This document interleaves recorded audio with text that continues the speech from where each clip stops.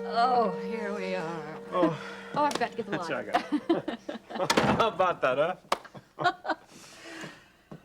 Well, are you ready to confess now? Confess. Mm-hmm. About how you enjoyed standing in front of all those people, being the center of attention? Well, Of course, it goes without saying that you were just brilliant. Even Mayor Kincaid didn't mind his star substitute. well, it was Laurie standing in for Ben that really moved the hearts of the people. True, but no false modesty. I bet when that morning paper comes out tomorrow, a lot more people are going to know about the fine work you're doing down there. Well, I hope a few of them become financial contributors. Could you do with another cup of coffee? Sure, I think so. You know, all sorts of things were rolling around in my head tonight when I spoke. Things about my life, about us. Just a minute. If it's going to be about you and me, why don't we make ourselves comfortable? You take off your coat and tie, and I will handle the coffee. That's a very good idea. Okay.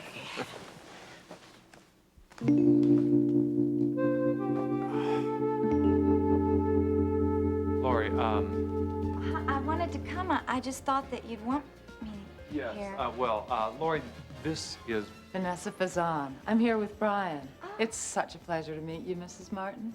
I've only known your husband for a short time, but he does go on and on about you. You know, he hardly talks about anything else. Oh? Yes. Laurie, I hope you don't mind if I call you Laurie. Oh, no. I like to get informal as quickly as possible. It saves time for more important things. Laurie, I just think it was magnificent of you to sub for Ben at the banquet this evening. You're so understanding. I didn't realize that he'd told... My goodness, look, you brought the plaque. Yeah. Oh, look, isn't she something? Oh, she thinks of everything. I bet you were wondering how it would look in here, and you brought it so Ben could take a look, too. Oh, that's wonderful. You know, it's almost as if she had a sixth sense, isn't it, Ben? Yes, I guess it is.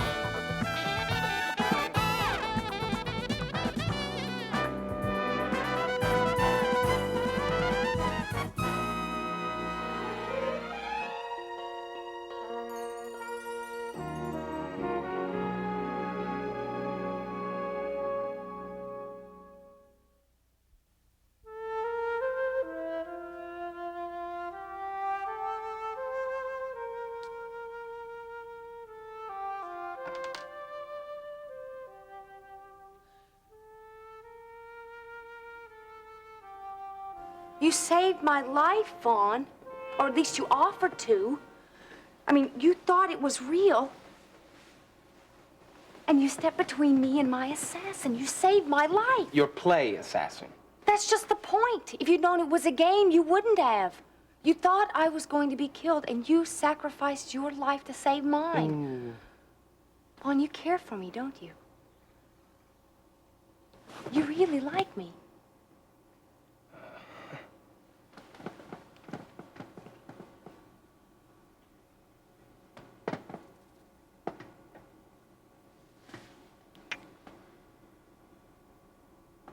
Am I right?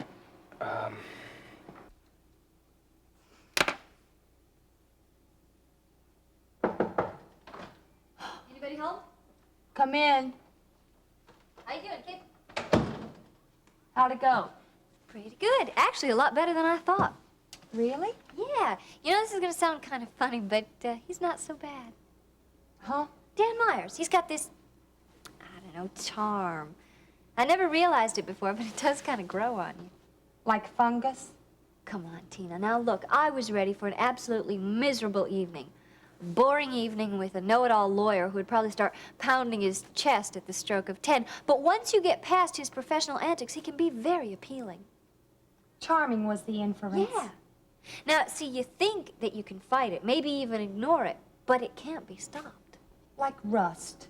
Come on, Tina, give the guy a break. Well, give me a break, will you? I'm suffering a cognitive strain from all this homework. Could use some sleep. I was just about to put Schopenhauer to bed before you came anyway. You know, I've been doing a lot of thinking, and I really owe you one. What? All these past months, you've always been there for me. Where? Whenever I needed someone to talk to. I don't know what I would have done without you. Whenever I needed a friend, I always knew that I could count on you. And when things started to fall apart between me and Vaughn, well, you were the only one that I really had to even talk to. You knew how badly it hurt, and, well, you knew all the things that I went through to try to make it work. You always had time to listen. Never thought of it.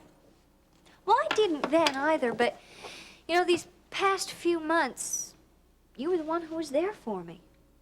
You knew how much I wanted my marriage to work from the beginning. From what I've been able to see, you shouldn't have had to work too hard at that. Yeah, but see, you know that I did try, and you know how hard I tried. Boy, I must have seemed like a real kid to you, just pouring out my guts all the time. But, you know, besides my father, you're the only one who knows what I went through. Probably right there. Yeah. Yeah, I hope so, because, well, Dan and I have been talking about this. And we want you to be one of my witnesses at the annulment hearing. Here you go. Thank you. I pulled out a few cookies just in case. Oh, no, thank you, ma'am. Okay, you were saying you had thoughts about you and me rolling through your head. Yes, and I'm a very happy man. Well, you deserve to be. Well, I don't know about that. Well, I do. You know, you're a pretty wonderful guy, Dave. Even if your after-dinner speeches are a little long, I guess we can excuse that. Yeah, you know, it was at dinner that I kept thinking how things in my life have fallen into place. When I think about what a mess my life was, I shudder. A lot of people do. You know, so much has been happening. Take Stacy today. She's really put her life back together. She sure knows how to write a speech. Well, that's not what I meant. I know. I'm just joking. You know, I don't know if I ever told you this, but you know, when I was a kid, I wanted to be an auto mechanic. An auto mechanic? Really? Yeah. Well, not in one of those truck stops, but in one of those foreign car shops. In fact, one summer I worked in one. Started by changing tires. But the old guy who owned the place liked me so much that he let me help him with engines. That old guy taught me a lot that summer. I mean, not just surface stuff, but real fine tuning. And if you had a real good automobile, like a Mercedes or a Porsche, you could tune it so fine that it would just purr. It was like a fantastic energy source, operating in perfect harmony. And you didn't have to know anything about cars to appreciate it either. Just listening, you would understand. It was like well, there was a serenity about it. Serenity. Well, I've become like that engine. I didn't realize that, well, it would work out like this once I let the Lord take charge of things. Kate's death, all that business about the Dar Salaam Bible. Well, all sorts of things have resolved themselves in ways that I didn't think possible. And even tonight. Exactly. When I think about how we dreaded going to that banquet, well, maybe that too is part of the fine-tuning. Things have really been happening for me, too. A lot of things that I have been working on are finally, all of a sudden, starting to... Well, come together? Like Lester appointing you to head the Rape Crisis Center. Exactly. What does all this mean? I mean, for you. For me? Well, I think it means that waiting till October is, well, I mean, to get married is going to be harder than I thought. Is that what this was all about? Dave Phillips, are you trying to move up the wedding?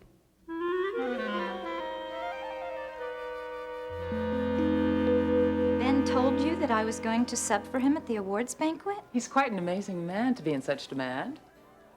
Oh, yes, he is. You know, as we were sitting up here away from all the crowds and the noise, well, we were just talking about philosophy and careers, and we were just getting down to those universal truths that we all live by when you came in. I see. You know, Laurie, given the choice, I would have opted to have gone to the banquet just as you did. It must be wonderful to be married to such a lovely and important man.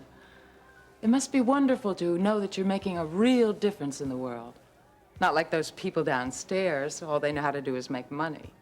The beautiful people have no more in common with real class than... Good evening, everybody. I'm not interrupting. Am I?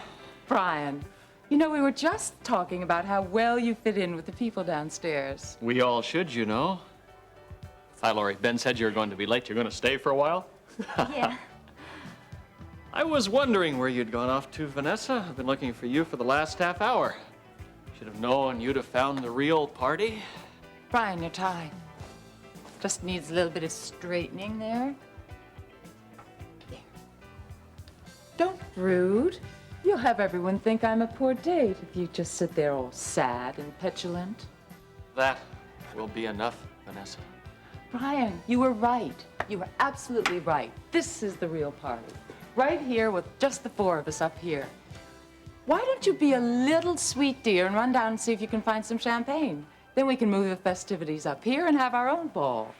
That really won't be necessary. No, not at all. Oh, really? I was so hoping we could do it. I thought it would be such fun to have our own charity ball.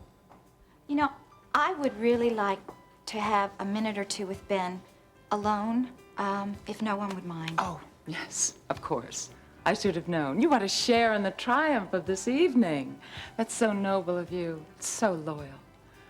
Come on, Brian. Let's go down and join the hoi polloi. I'm sure there's enough champagne down there to keep you interested. After you, my love. Lori, you will join us downstairs, won't you? I can't bear to think of spending a whole evening down there without anybody bright to talk to. Yes, of course. Oh, good.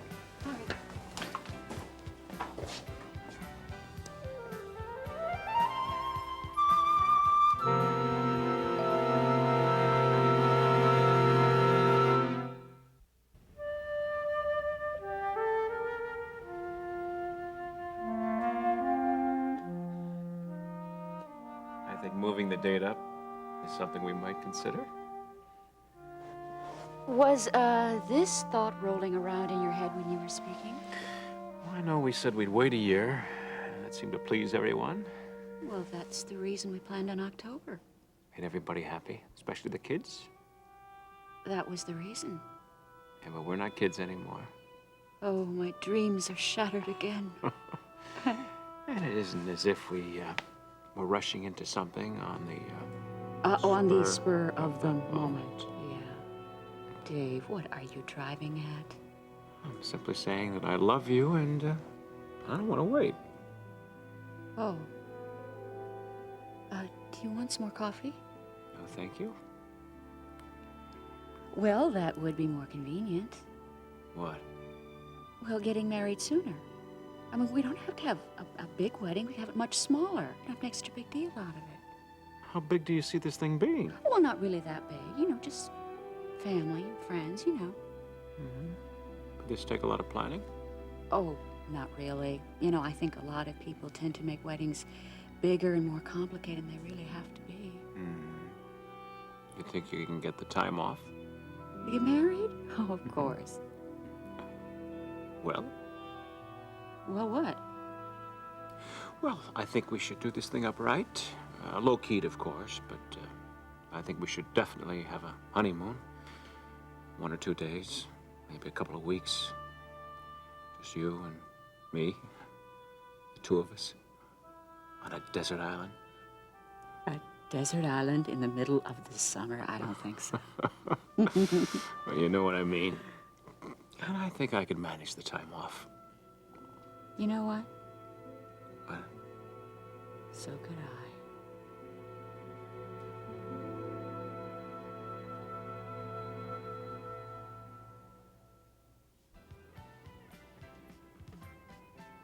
Everybody sends their best. The mayor said some nice things, and Dave, well, you can imagine how highly he spoke of you. And you? Did you share in the praise? Ben, I did my best to explain. There were tears in people's eyes because of how they feel about you. There was a lot of love for you there, for you and for the work that you've done. And did everybody say how they couldn't wait to have good old Ben Martin back again? Ben, I don't care what has happened. That was all in the past. Tonight, I realized how much you mean to me and how how important our marriage is. No, if our marriage was important, you wouldn't have gone there tonight, Lori. I told you that earlier. Yeah, I know you did. But I learned something tonight, Ben. I learned that in spite of everything, my place is to be with you. No matter what, no matter where. Come on, don't feed me that. You always go off and do what you want. You ignore every single thing I say and do as you please. Now, how much of this do you think I can take, Lori? And you come back all fired up, ready to stand beside me, and you only do that when it's comfortable, when it makes you look good. That is not true. Yes, it is. When you look good. Okay, you guys, I'm tired of being the go-between. If I hear one more, where's Ben? When's Ben gonna get here? I'm gonna throw myself out the window. I'll be down there very shortly. Good. But first, I'd like to have a few words with you, if you don't mind. Well, sure. All right, Lori, would you mind waiting outside, please? This is shop talk. Yeah, sure, I'll be right outside the door. Brian, who is this friend of yours, Vanessa Fazan? And why did you tell her about Lori and me? You want me to be a witness for you? It's the perfect solution. See, Dan says that the case will really be discussing allegations as to what went on the honeymoon, and then later on, when we tried again. Well, actually, there were only the two of us there on the honeymoon and then afterwards. So Dan says that it will come down to just Vaughn's word against mine. And Dan says that the best thing to do is to offer what the litigants actually said to other people as the events were occurring. See, that way he says we can build a case, a history of the case on facts that weren't manipulated by time. So all you would have to do is just tell people, you know, what happened and what was actually said as best you remember it from before the wedding and after the honeymoon, and then later on when we tried again. I see. And see, you're the perfect person, Tina, because I told you absolutely everything. I mean, you actually kind of suffered through it with me. Yeah. Do you remember that night that we went to look for the negligee for me to wear on the honeymoon? Yeah. And do you remember the lunch that we had after the honeymoon, how I looked and how I felt? Yeah, I never saw you look so sad. And remember how much I cried when things weren't working out? You were the only one who knew what I was going through. The only one who knew how heartbroken I was. Yeah. And do you remember all the things that we planned and to try to make it work? Oh, sort of. Tina, I knew I could count on you. Look, Courtney, What? Is something wrong? well, in a way, yes. Look, Courtney, I don't know if I can do this. Look, this hearing's gonna take a lot of time. Possibly. I know. I really don't think that much, though. Well, I don't have any time to spare. Look, Courtney, you've seen my grades. I've been on academic probation more times than the basketball team. It's gonna be a close thing this semester. The only reason I was beating my head up against the wall with Schopenhauer is because Doc Irwin says I have a strong D- going into the final. And then, of course, there's biology. And you know how I've been struggling with French. I've got a strong D there. Come on, Tina. No, look, really, Courtney. Look, it's really serious this time. They've already warned me. One more bad semester and I'm going to be working behind the counter at a dry cleaner's. Besides, how do I know that my bad academic record won't even disqualify me from witnessing? Oh, well, see, now that's nonsense. Because, well, with your brother and his reputation here at Kingsley, how could I have a better witness? But, okay, you need some sleep, and I'm sorry I kept you up this long. Dan Myers is going to be calling you. We need a statement from you. So lay it on real thick, okay? No, better yet, just tell the truth. I mean, that's all you really have to do is just tell the truth for me, okay? You know, with you on my side, I really don't see how I could lose. I owe you one for this. And I won't forget it, Tina. I'll be there for you.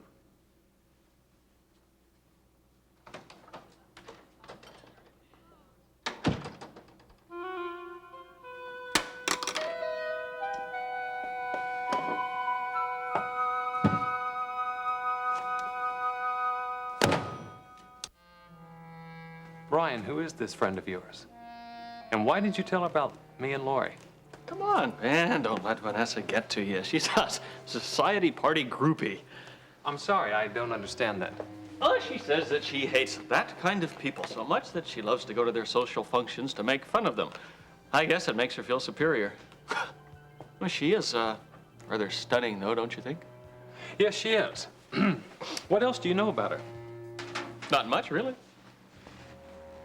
But you're her date. Look, old buddy, if knowing a girl is some kind of a prerequisite to knowing her, the world would be full of celibate monks. Then why did you tell her about me and Lori and the awards dinner? I didn't tell her about anything. Then how did she know? How did she know about what? About the awards dinner, about me and Lori, the fact that Lori went there tonight without me. Now, wait a minute. Now, I didn't even know about that. When I asked you about it, you passed it off. Look, Ben, Vanessa's kind of strange. She's very perceptive in a lot of ways, but about 3 steps left of center, if you know what I mean. Just let it ride, Ben, let it ride. Yes, Brian, well, that's easy to Better say. yet, forget you ever laid eyes on her.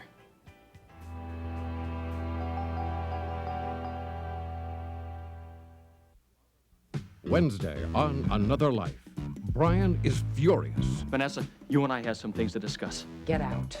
Whatever it is, it can wait until later. It can't, and I won't. And Harold lays it on the line. You're still hoping that Courtney will drop that suit, but I think we're well past that point now. You better resign yourself to the fact that we are going to have a dirty, messy battle.